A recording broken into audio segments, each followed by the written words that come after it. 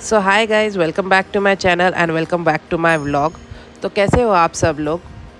तो गाइस, इस बार वीडियो शुरू करने से पहले आपसे रिक्वेस्ट है कि आप मेरे चैनल को सब्सक्राइब करिए और मेरे वीडियोस को लाइक, शेयर एंड कमेंट करिए।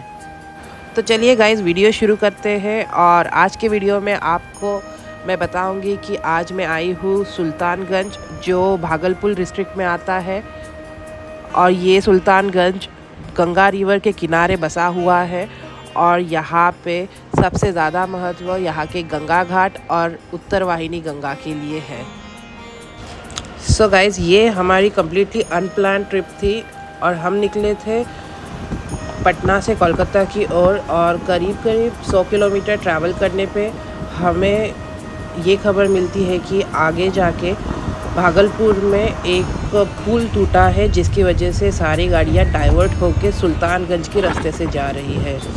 और इस तरह से हम सुल्तानगंज के रास्तों पे निकल चुके। और थोड़ा सर्च करने पे हमें ये इंफॉर्मेशन मिलती है कि यहाँ पे उत्तर वाहिनी गंगा है, जो काफ़ी फेमस है। और यहाँ पे श्रावण होने की वजह से काफ़ी भीड़ रहेगी। और इसी तरह हमारा डिसाइड हुआ ऑन द स्पॉट कि इस जगह पे हम जाएंगे और गंगा स्नान करके लौटेंगे।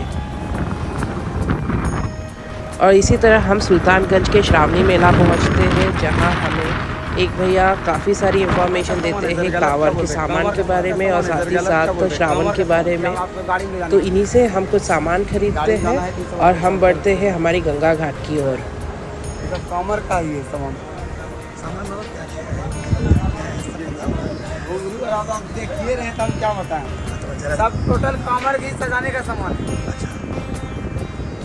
और आप क्या बता रहे थे, नॉलेज दे रहे थे ये कौन से तारीख से कौन से तारीख तक आने का है? 18 तारीख से 18 तारीख तक मलमास लगेगा, मैंने अमावस्या से पूर्णिमा, अमावस्या तक 1 महीना पूरा। और इस बार 2 महीने का श्रावण है। इस बार 58 दिन का सावन है।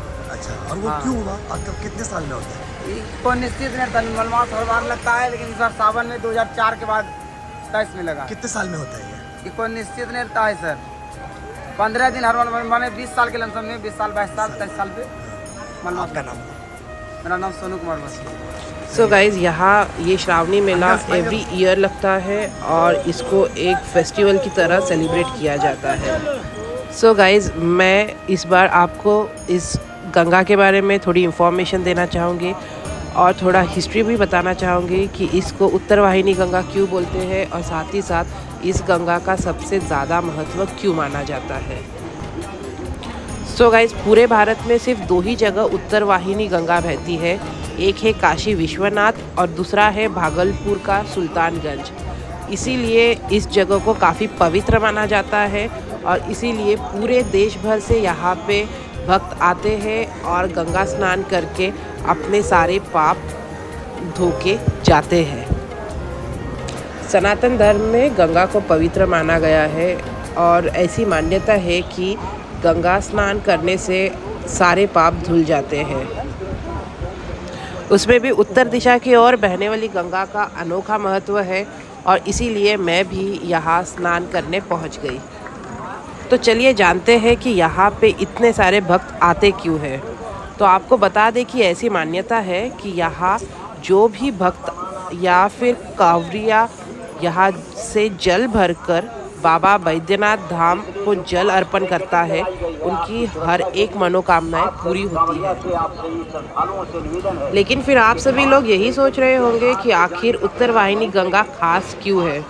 तो गाइज, ऐसी मान्यता है कि उत्तर दिशा में भोले भगवान का वास है और इसीलिए इसका खास महत्व दिया गया है। और ऐसा कहा जाता है कि उत्तर दिशा शुद्धता का प्रतीक माना जाता है। सो इसी के साथ हम बढ़ते हैं इस गंगा के इतिहास की तरफ, यानी कि हिस्ट्री की तरफ। तो सुना है कि इस गंगा का हिस्ट्री या फिर इतिहास जहांगीर मुनि से जुड़ा है। ये एक ऋषि है और इन्हीं के थ्रू यहाँ का इतिहास जुड़ा है। कहते हैं यहाँ कई 100 साल वर्ष पहले जहांगीर मुनि नाम के एक ऋषि तप किया करते थे और एक दिन जब ऋषि अपनी तपस्या में लीन थे उस वक्त गंगा की तेज धारा ने उनकी सभी सामग्री को बहा दिया और इसीलिए गुस्से में आके जहांगीर मुनि ने पूरी गंगा पी गए थे।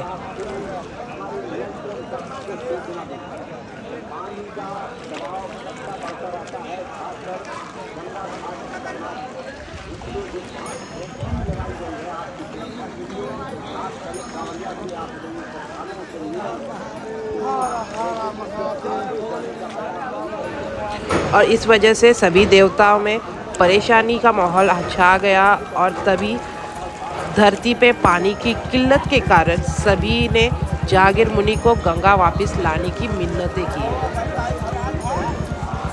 और उसी के साथ जहांगीर मुनि भी मान गए गंगा वापस करने के लिए और तभी जहांगीर मुनि ने अपनी जंघा को चीर के गंगा को निकाला और उत्तर दिशा में बहा दिया और इस तरह से उत्तर वाहिनी गंगा बन गई। और गाइस आप जानते हैं जिस घाट पे जहांगीर मुनि अपनी तपस्या किया करते थे उसी घाट को आज जहांगीर घाट के नाम से प्रसिद्ध किया है और उसी घाट का नाम जहांगीर घाट भी रखा है। और ये हुआ सुल्तानगंज का इतिहास।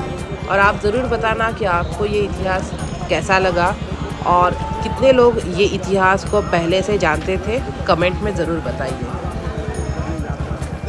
और इसीलिए सुल्तानगंज से सालों भर कांवड़िया जल भरकर बाबा वैद्यनाथ धाम जाते हैं जो देवघर झारखंड में स्थित है। और आपको मैं ये बता दूं गाइस कि यहाँ भक्त पहले सुल्तानगंज से स्नान करके जल भर के पैदल बाबा वैद्यनाथ धाम देवघर जाते हैं और ये पैदल यात्रा कम से कम 110 किलोमीटर की होती है जो सुल्तानगंज से शुरू होती है और देवघर झारखंड में ख़त्म होती है। ऐसा कहा जाता है कि भगवान राम भी यहाँ से जल भर के भगवान भोले को अर्पण करने पैदल देवघर गए थे और इसीलिए श्रावण आते ही भागलपुर से सुल्तानगंज तक कांवड़ियों से पटा होता है।